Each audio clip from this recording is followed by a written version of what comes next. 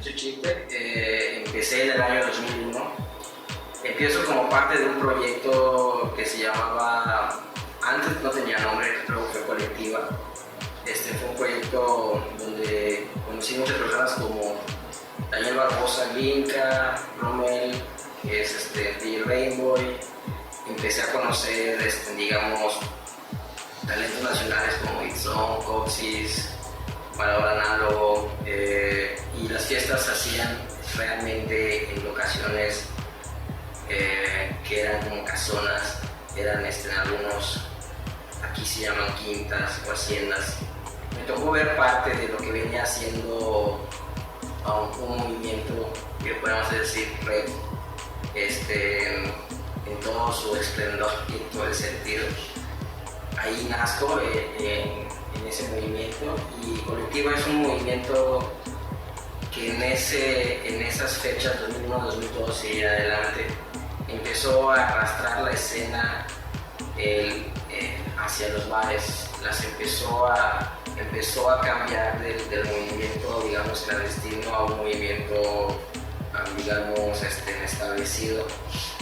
En ese tiempo era Daniel, en Smoke, que era el que manejaba esto, ¿no? Fue muy padre porque Mérida, logró tener DJs como Marco Montero, o sea, que los traían a jerga. Empezó a ver lo que viene siendo el techno, que para en esa época era un poquito extraño, ¿no? Yo considero que la gente en las primeras fiestas de techno, que eran de minimal, no comprendían qué era lo que estaba pasando. Pero pues después, cuando pasa el boom, la gente se va adaptando, era un género muy fuerte, ¿no? Me tocó ver las fiestas con DJ Itzvan, Silent Son, su nombre es Itzvan. Él era como que el encargado de un movimiento llamado Hot Cakes. A nivel nacional era muy fuerte y era una tienda de discos de vinil. Entonces sí nos tocó ver como que presentaciones en lugares muy genuinos, originales, muy underground, literal, con el esto y los discos girando. O sea, ahí fue donde yo inmediatamente me dejó llevar, me encantó, y es donde nace como que el interés por el vinilo, ¿no? Entonces yo creo que parte de eso es lo que, como inicio, lo que vino de donde surjo, y me tocó mucho ese tipo de locación, ¿no? Me tocó mucho convivir con DJs que ya se retiraron. Fue una etapa donde fue un híbrido de una generación antigua a una nueva generación, y es donde yo empiezo a tocar en Mérida, empiezo a presentarme igual en las fiestas, etc. Y era muy padre, ¿no? Porque en esa época no había mucho equipo Pioneer, eran demo, habían más tornamesas, y los Pioneer que luego surgen eran los gigantes, ¿no? Los que salían como una sandwichera. Pues primero me enamoro del concepto, ¿no? Por decirlo de alguna forma. A mí me gustaba el hecho de ver a la gente diferente a lo que se habituaba en los antros, ¿no? Era la gente muy natural, el ambiente, todos ya se conocían. Y el concepto yo creo que es lo primero que me gusta. Cómo me meto en la música, siempre yo recuerdo que cuando tocaba el DJ siempre me paraba atrás, como que a ver yo le decía las lucecitas y ver todo. Estoy hablando de que tenía 15, 16 años. Ni siquiera debería ya estar allá, pero allá andaba.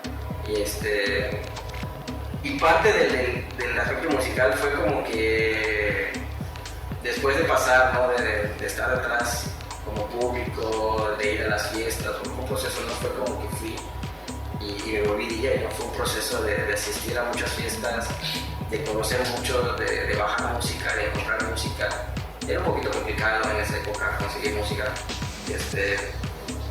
Y no existía el USB, o sea, a lo mucho, lo más tecnológico era los CDs, ¿no?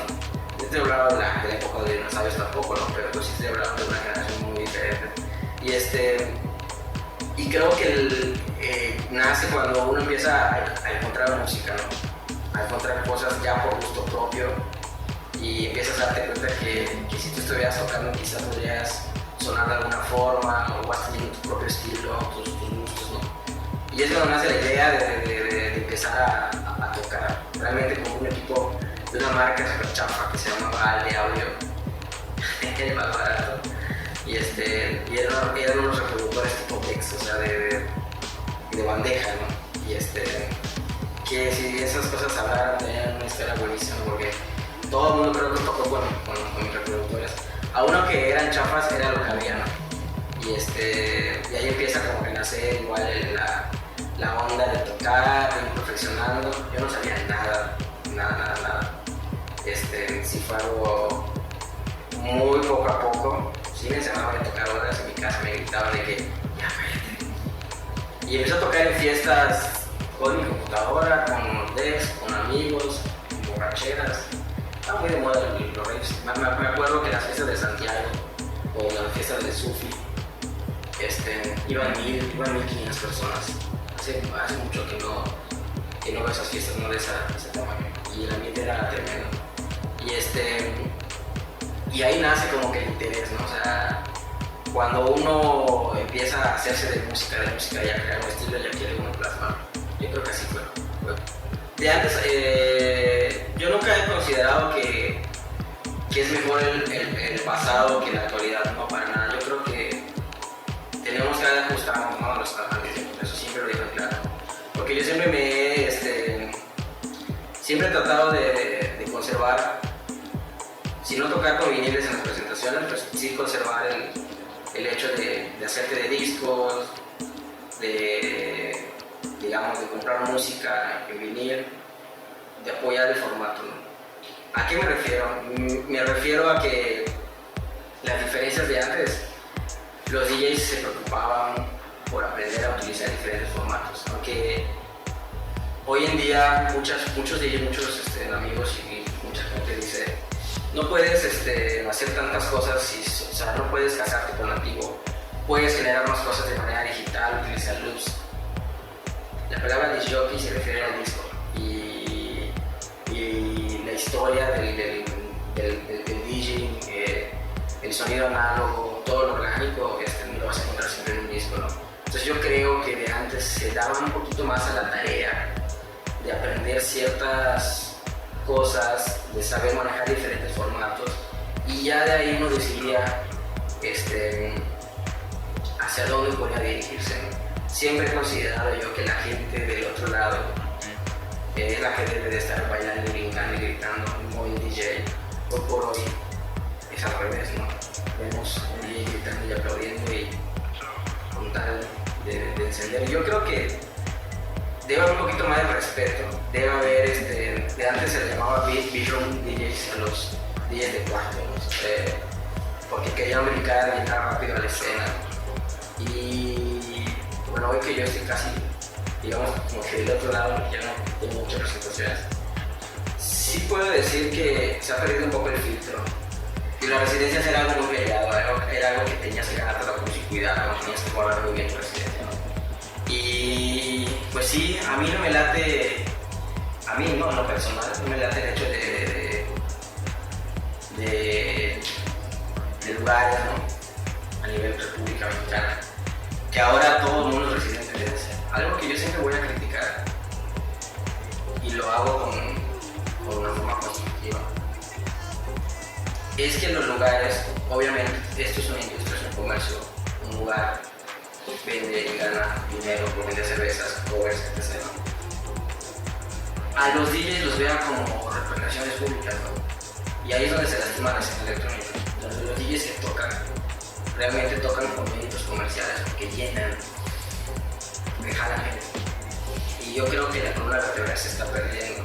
Deberíamos de enfocarnos más a quién lo hace de una forma más artística, ¿no? O sea, es lo que yo considero, ¿no? Como que deberíamos de preocuparnos más hacia el rollo de quién es un buen DJ y no de que estemos reventando siempre. Es una idea, ¿no? Pero considero que eso pasa en todos lados. Algo que yo podría aconsejar, pues sería calma. O sea, en realidad, considero que a veces la gente pierde la esencia del proceso de llegar a tocar, ¿no? Para mí, en lo personal. me gusta venir, aprenderme mis canciones, revisar mis canciones, saber cuáles pueden ir, cuáles tienen la secuencia. A veces tenemos una cantidad de música tan buena y estamos bajando lo nuevo que ya ni sabemos cuál va con cuál. Yo creo que mi consejo sería para los DJs: disfruten todo el proceso previo de tocar, ¿no? O sea, que se sienten a analizar, se sienten a checar y a veces es bueno hasta batear fechas. Cuando uno ya está saturado y todo, es mejor darle un descanso y para reencontrarse. Siento que debería de combinarse ambas generaciones y funcionar juntas, y sería una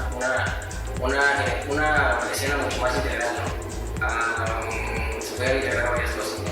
Siento que para mi gusto es muy padre ver a un señor con canas tocando y luego tocando a alguien de 20 años y que vayan de la mano, ¿no? Como ver a una señora bailando y que esté tocando su hijo o viceversa. O sea, eso es escena y eso es lo que se ha perdido. O sea, ya está muy convertido, yo siento que está muy convertido en club, pero la escena la siento bien, la siento fuerte. Siento que nada más se tiene que unir, abrazarse entre otras generaciones. Siento que se hace, ¿no? O sea, siento que por ahí hay DJs que sí lo hacen.